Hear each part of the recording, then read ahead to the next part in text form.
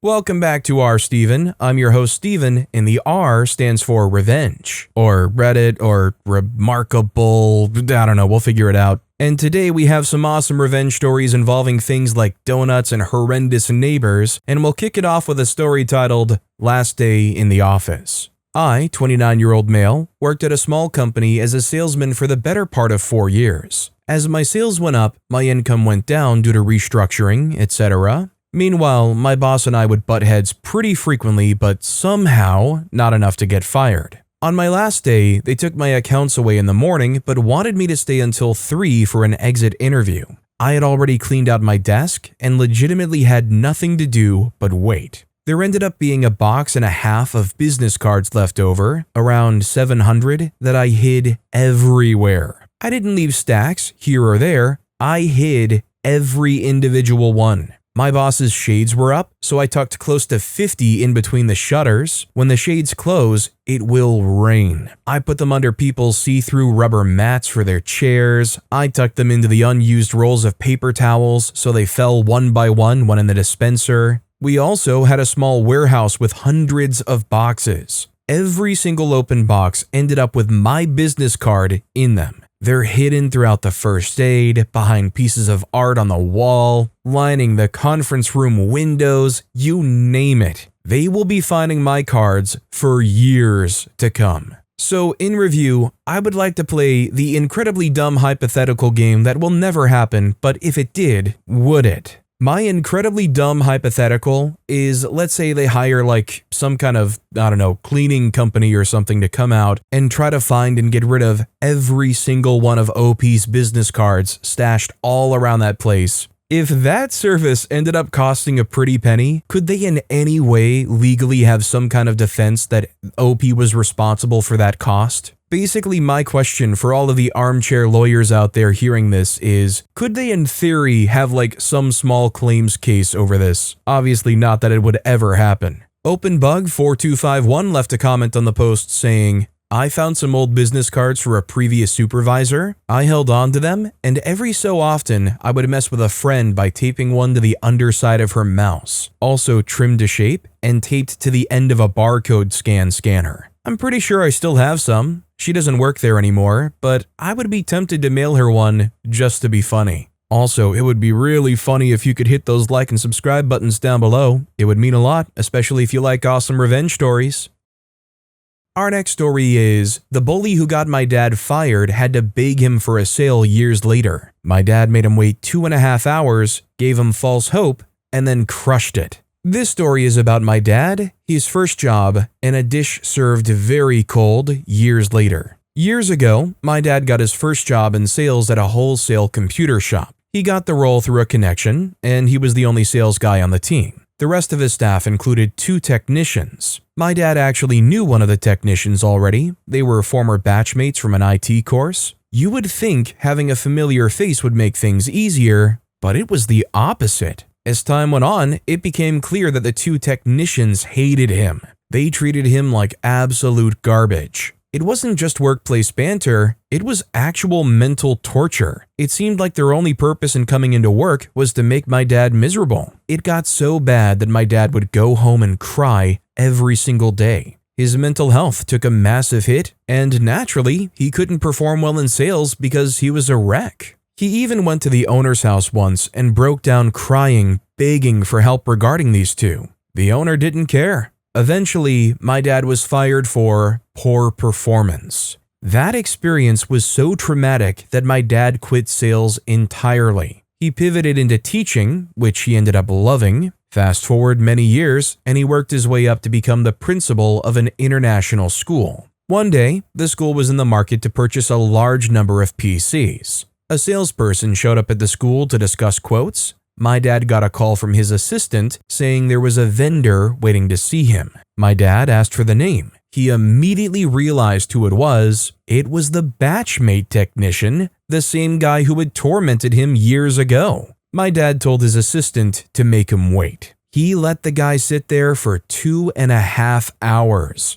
My dad went about his day, drank his coffee, and did paperwork, while this guy sat in the waiting room, probably sweating bullets. Finally, he told the assistant to send him in. The technician walked in, but he clearly didn't realize the power dynamic had shifted. He started with all the formalities, asking how my dad was, trying to be charmed. Then he had the nerve to pull the old friends card. He said, "Do you remember we used to be batchmates in that IT course? Those were such lovely times." Here's the kicker. Not once during the meeting did the technician mention the time they worked together at the wholesale shop. He conveniently forgot the months he spent tormenting my dad because he knew if he brought it up, the sale was dead. Instead, he ended up oversharing because he was desperate. He told my dad that he had been fired from that original shop, fired from multiple jobs after that, and eventually took out a large loan to start his own shop. He had admitted his own shop wasn't doing well and he really needed the sale to make his loan payments, otherwise he might have to close down. The same man who used to make my dad cry was now calling him sir, being super respectful and practically begging for my dad's help. My dad decided to twist the knife. He didn't kick him out immediately. He listened to the pitch for a full 20 minutes, asking questions, nodding, and giving the guy false hope that he was actually going to get this life-saving contract. After wasting nearly 3 hours of this guy's day and getting his hopes up, my dad simply told him, "I'll let you know." He did not buy the PCs. We later found out that the owner of that original store who fired my dad went bankrupt and is now working a menial job as a technician at a repair shop. As for the bully, I doubt his shop stayed open much longer without that sale. I don't know at what point in the workday and in the school day this took place, but I would have loved if OP's dad said, "Oh, okay, well, I'd like to talk it over with some of the other staff. Could you just go back to the waiting room for a bit and we'll talk it over?" And then make them wait another 2.5 hours just to have them walk back in and go, "We talked it over. I'll let you know later." I don't know if anybody else saw it, but this also kind of reminds me of that Tracy Morgan thing that was kind of in the news. I don't even know how the circumstance came about, but the comedian Tracy Morgan was in a crowd of people, and I guess there was a homeless man in the crowd talking to Tracy like, "We go way back, you remember me, aren't you gonna help me out? I'm homeless." And Tracy Morgan looks back at him and basically says, "Nope, how's that my problem? Don't think I forgot what you did back then." I mean, I don't know what that guy did, but I can't really fault him for feeling that way. Our next story is, I pretended to not know what Brooklyn is. I used to work at a medical office, and it was a chain. The culture was very corporate. I didn't really fit in there, but I try to just keep my head down and do my very best at my job. One girl there seems to really not like me, which is fine. I'm not a $100 bill for everyone to like me, but she would do petty things like unplug my monitor and keyboard before I'd get to my desk in the morning. We also shared documentation responsibilities, and she would neglect her end, which I wouldn't know about until I'd get an earful from my boss. So I decided to get back at her in the pettiest way I possibly could. Her entire personality was being from Brooklyn. Like, "Oh, believe me, I'm from Brooklyn, I know pizza." Or, "I'm from Brooklyn, we don't stand for crap like that," yada yada. One day, I was castigated for something she did, and I got really mad. So for the rest of the day, I pretended not to know what Brooklyn is. I would ask "Oh, is that some town in Ohio? Oh, it's in New York? Is it upstate? One of the 5 boroughs? Everyone knows there's only 4 boroughs in New York. That's Manhattan, Queens, Bronx, and Staten Island." When she showed me Brooklyn on the internet, I just said, "That's not real. Brooklyn is an internet hoax." She got so incredibly frustrated, she started crashing out. The best part is, what's she gonna tell HR? I'm bullying her by pretending not to know what Brooklyn is? This was a long time ago, but I figured it was a good place to share. I feel like this is an outtake scene from that Yesterday movie. If anybody's ever heard or seen of that, that's the movie where a guy gets hit on a bicycle and all of a sudden when they come to, the Beatles never existed and he's the only one who ever knew their catalog. Starts playing the song Yesterday in front of their friends and they're all like, "Did you write that? Brooklyn? That's a city?" Issy Sunshine left a comment saying, "Did this fix the issue? Does she still do petty things to you?" OP replied, "No, I quit almost immediately after. That place was a dumpster fire." Our next story is, a problem employee didn't know the word slighted? I made sure my emails used wording they might not know. I'm a supervisor, and I had a wretched employee. She caused so many interpersonal problems that we lost people because of her. There was an incident that she was involved in, and she felt like someone had insulted her, and she didn't want to cover this person's shifts anymore in the very near future. I got my director involved because this person is very hard to deal with. We basically had to convince her not to burn this bridge because it was just going to cause more problems. My director at one point said, "I know you feel slighted," and this person stopped the conversation and asked her to repeat the word and said she didn't understand what she meant. Well, I tucked this bit of information away. I didn't think the word slight was that uncommon of a word. So it made me think, what other intelligent-sounding words can I use to get under this person's skin? So I started to use words in my emails to her, to the group, anywhere I could think of that were above average reading level to high school level. Nothing crazy. Sometimes I would even Google synonyms of words to elevate the email a little bit. One day, the wretched employee sent a department-wide email. It was a daily email that everyone gets with daily safety notes. Usually someone else wrote the emails during the daily meeting, but that person was off that day. Anyway, she uses profanity in the email. Just one word, nothing to anyone, just said, "Good job getting crap done." And I was like, really? Everyone can read this. So I email her and ask her to not use profanity in an email as it sets an irreverent tone. And I wouldn't want there to be anything misconstrued that isn't a professional environment. Very polite, but firm. Her response, of course, was over the top. Said I was singling her out. Other people have done it. They had not. Blah, blah, blah. Another colleague and I were talking on the phone that evening, and that the wretched employee had called her and complained about my email, and especially complained about the word misconstrued. I think her words were, "Who even says that? I don't even know what that means." Cue Grinch crap-eating grin. I told my colleague, this colleague is a friend and hates this wretched employee as much as me, but they used to be friends. I did that on purpose and had been doing it for a while. She laughed and thought that was amazing. I was like, "Thank you," and internally took a bow. What I think is hilarious about this story is sometimes I feel like I catch myself saying things like this sometimes in the opinions I attach to these stories. I'll admit it doesn't help that I'm drawing a blank on using a specific example, but sometimes when I'm giving an opinion on some of these stories and I use the words that do come to my mind, I feel like I'm the human embodiment of like, "Upon evaluation, the individual's conduct was demonstrably flawed."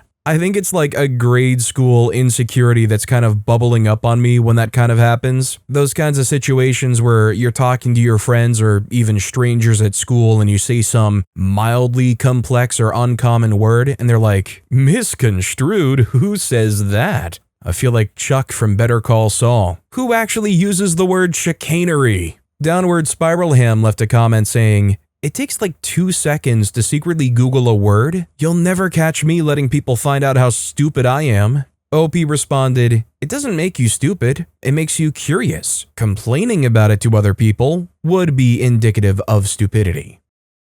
Our next story is Speakerphone Madness. I just discovered this sub, thought I would share. 2 years ago, I was with a coworker traveling out west. Midday, we stopped at a Denny's for lunch, and the restaurant was kind of empty. Middle of nowhere, Utah, the waitress lets us pick our seats, and we sat in a corner by a window. She took our drink orders, and within a minute, a man comes into the empty restaurant, took the booth next to us, and started screaming into his phone, which was on speaker. We sat there, getting angrier with every passing second, listening to this guy argue with his wife about ticket costs on Southwest Airlines, whether his mother needing wheelchair assistance would allow them all to board early, long-term parking costs. His wife has her brother join the call, and they all start screaming at each other in their native dialect. My friend and I are giving this guy glares, and he just glares back and keeps shouting. So I got up, took the booth on the other side of the man, with his booth now between my coworker and I called my coworker. He immediately understood, put me on speaker, I put him on speaker, and we start shouting at each other. "I don't care what time it is, I'm having French toast." I hope they do the thing where they give you the extra milkshake in the metal cup." The waitress comes to our table, immediately understands what's going on. The random guy and his family are all agitated, and we can hear him yelling louder into his phone, one hand over an ear. I'm shouting my order through my phone, and my coworker is relaying it to the waitress 6 feet away. She goes along with it. "Ask your friend how he takes his eggs." "How do you want your eggs?" "Scrambled." This goes on for 2 solid minutes until the guy stands up, shouts, "You freaking jerks," and storms out. We're laughing, the waitress is laughing, gave her a giant tip, ate in peace. My only real revenge. From the sounds of it, this was probably the most exciting thing that happened at that Denny's during that lady's shift in a very long time. All I can do is applaud anybody that has that yes and energy in a situation like this. She could have easily have been that person that walks up, gets annoyed, taps the notepad and is like, "Come on, stop kidding around, what do you want?" Instead, she picked up an oar and started paddling along with everybody else. Loudco HD left a comment saying, "I used to work dayside at a restaurant and bar that a barfly would come to every morning right at 10:30 when we opened. He would sit at the bar, drink endless coffee, shred coasters, and have speakerphone conversations at the top of his lungs. We usually didn't get other customers until lunchtime. I had an amp behind the bar that controlled the music in the lounge, and I started turning it up little by little whenever he came in. It would reach a point where he would be gesticulating at me wildly to turn it down, but I would just play dumb. He would often go over to the restaurant side to complain to the manager, but I would turn down the music to normal levels as soon as he walked out the door. Then I'd start turning it up again. One day he left, and I never saw him again. Funny thing is, I sort of missed playing that game with him.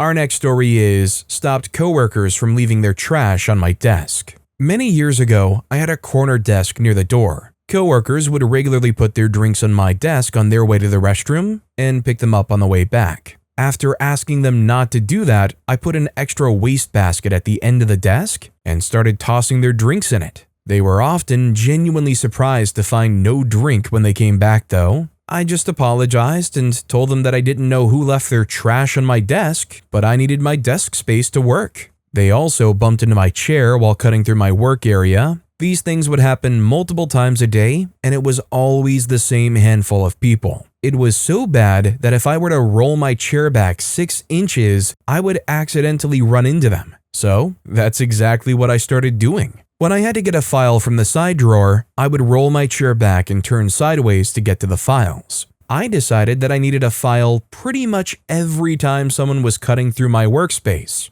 It took a few times, but the worst offenders stopped soon after a few interactions between their ankles and my chair legs. I would always profusely apologize and ask if they were okay, offer to help them get back to their desk, write an accident report, etc. Nobody was ever seriously injured, but I'm sure there were some bruises. I'm not proud, but I would do it all again if I were at that desk in that office. You know, I wonder how that compares to the good old razor scooter to the ankle. Anybody else distinctly have a memory of that for one reason or another? You're just a dumb kid with a scooter, you twirl that thing around and whack right into the shin. It's one of those delayed pains where you can slowly hear the ringing in your ears start to get louder and louder as it sets in. Queued Recognition 880 left a comment saying, "Open office spaces are a huge mistake, and that's just one of the reasons." OP replied, "So true. Nobody needs to be in constant contact with that many people all the time. The chair bumping was often hard enough that it would cause me to spill a drink if we're taking a sip."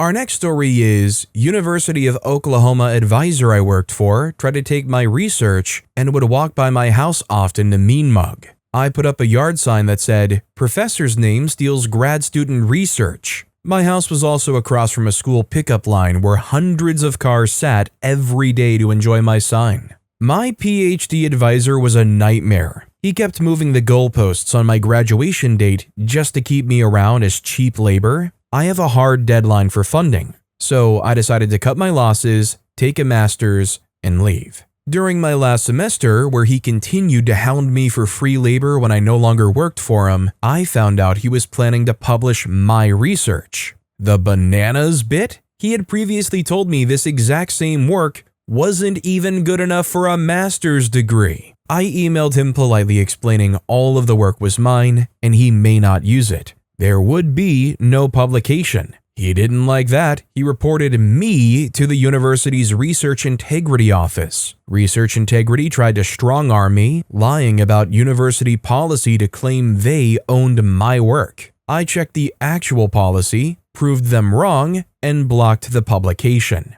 The professor was furious. Since I lived off campus nearby, he started walking past my house, specifically to mean mug me about it. I went to Walmart and for $5 made the world's cheapest sign that said, "Professor's name steals graduate student research." That made him lose his mind. He would stop and take pictures of it, brought his wife by to see it. He started screaming at me in front of my house on camera when he saw me come home one day. He teamed up with a department chair like Boris and Natasha to bring down their Bullwinkle. Plan A was to try and bully me into taking the sign down, which didn't work because of the First Amendment. Plan B was to have my house searched by the cops for firearms because my sign was a threat to society, which didn't work because having a yard sign isn't grounds for having a SWAT team raid your house. Also, the Second Amendment. I have no doubt Plan C was to station a soldier at my home and have him remove the sign.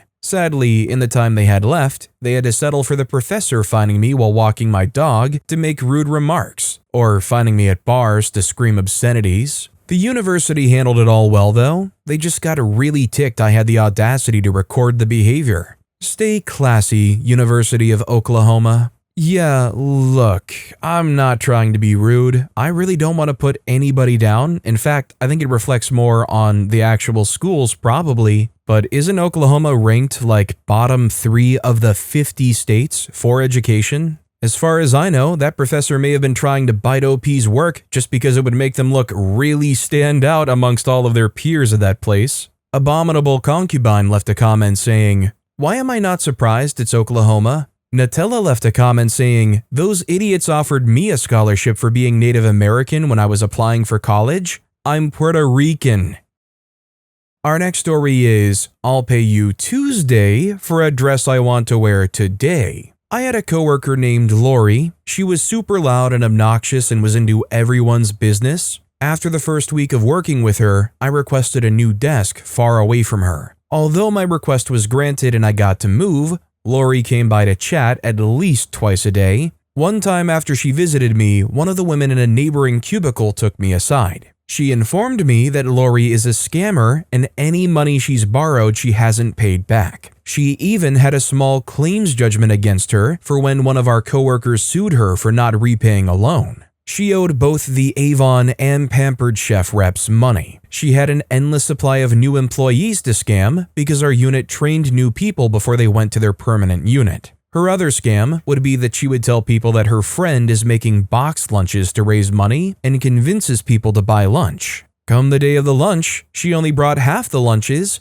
and then she leaves for the day. One afternoon, I'm online looking for a wedding guest dress. Lori walks by and oohs and ahs over the dresses. She asks for the website, and then about an hour later, she comes back to me with an idea. She points out that shipping is free if you spend $99 or more. She tells me about her brilliant idea of her saving me money by buying a dress for myself and one she picks out for herself. I pay for both dresses, and she said after it's delivered, she will repay me. Payday is just around the corner. In reality, I didn't order either dress. After about 2 weeks, I tell her the dresses will arrive at my house by the weekend and I'll need my money by then. She tried to stall me and also tried to give me reasons why she needed the dress ASAP and why she had to pay me later. She kept trying to negotiate with me. She backed down for a while, but she decided to try me one last time. I told her I sent both the dresses back because I found one I liked better at the mall.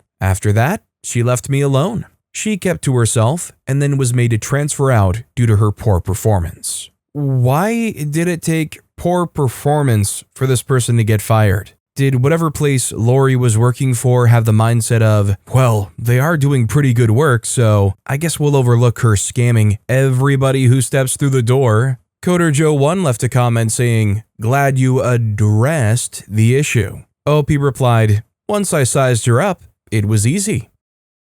Our next story is neighbors try to own the entire street in front of their house. I'm the first neighbor to not let them get what they want. My neighbors to my left have been nightmarish old crazies since I moved here 5 years ago. We were cordial up until last summer when the 70 to 75-year-old husband did the jerking off motion to my partner, for the second time, mind you, because his friend had parked in front of the guy's house for 24 hours. Bachelor trip. Note, even with our friend parked there, both the husband and wife neighbors could also park their huge truck and Jeep. So there's tons of room, especially since the house on the other side of them doesn't have cars, so they can park in front of her place too. But whatever, keep peace and all, so we don't park in front of their house if we can help it, just because they aren't worth our time. But I knew I was done pretending to be nice. Yesterday, MLK Day, I heard a knock on our door at 8 a.m., but it was a holiday and I was off work, so I kept sleeping.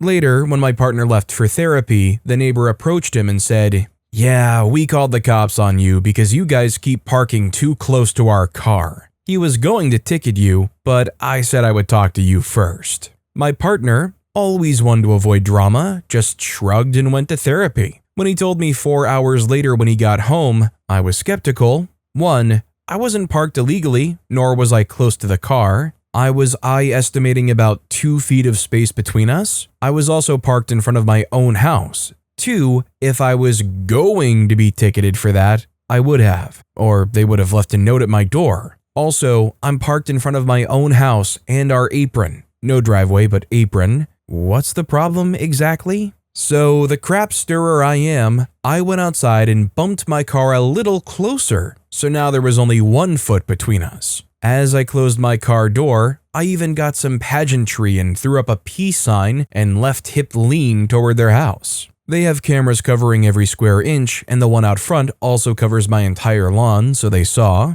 I also have the non-emergency line and asked to speak with the officer who came to my residence. Told them the story, and he laughed inside, saying that he was never going to ticket me, and when he told our neighbor, he was grumpy and ticked off. They even offered to do house checks for us since we leave for our honeymoon soon. Neat, right? So a few hours pass, and suddenly there's a cop car in front of the neighbors. He called once again and showed the video to the cop, but he tried telling them that I was flipping them off versus doing a peace sign. Thankfully, the cop is smart and knew the difference. Cop comes to our house. I let him in and tell him about the numerous threats, fear-mongering, aka how he tried lying that this guy was going to ticket me, and how he acted so disrespectfully and immature to us that I was done pandering to these old people. Our neighbor to the right also has had issues with them, more racially, as our jerk neighbor is a racist and they're brown, so we're on the same page. I explained that I know the cop is an innocent in this and is playing a middleman, but since I'm doing nothing illegal or morally wrong, I'll continue to park how I want. The cop alluded to continue doing what I was doing and make sure to avoid anything illegal, and I agreed and thanked him. Not super petty, I know, but this is the start, I bet. I'm going to keep parking 1 foot from their Jeeps behind in front of my house, also over our apron to our non-existent driveway, and let him raise his blood pressure. Can't be good for his health in the long term. Also, if the cops keep being called on me for legal doings, I'll stop opening the door and be sure to file a harassment and restraining order. The cops know these people well since they call many times for other nonsense, and our neighbor to the right had to call them on the other neighbors because they were threatening them and their kids. Not all neighbors are like this, right? We plan to move in 1 to 2 years anyway, but I work from home and take joy in stirring pots, as you see. I feel for OP that they even have to ask the question, not all neighbors are like this, right? No, but sometimes unfortunately you do have bad ones. We had a neighbor growing up that, for whatever reason, absolutely hated my parents. They had a fence that was at the edge of the right-of-way, basically next to the street. Their dog one day hopped up with her 2 front legs on the fence, and my dad pet the dog. They called the cops on him for that. He got a warning from the cops to not touch the dogs. Absolutely blew my mind back then. Painted Lotus YT left a comment saying, "Just stay safe. People this unhinged have no boundaries anymore." OP replied, "Absolutely. I don't plan on letting them get close enough to do anything. They're both 2 old people with significant disabilities, I guess you could call it, so I'm not exactly worried about them doing anything to me." I would be more worried about them doing something to my car because I don't think that they're man enough to do so. Also, I'm using talk to text, so apologies for lack of punctuation. And also, speaking of boundaries, on the left boundary of this video, you can find another awesome revenge story video. On the right boundary, if you missed it, you can check out my latest video. But you better press them fast because in a few seconds these boundaries are going to disappear, just like I will, until next time when I see you all with more stories.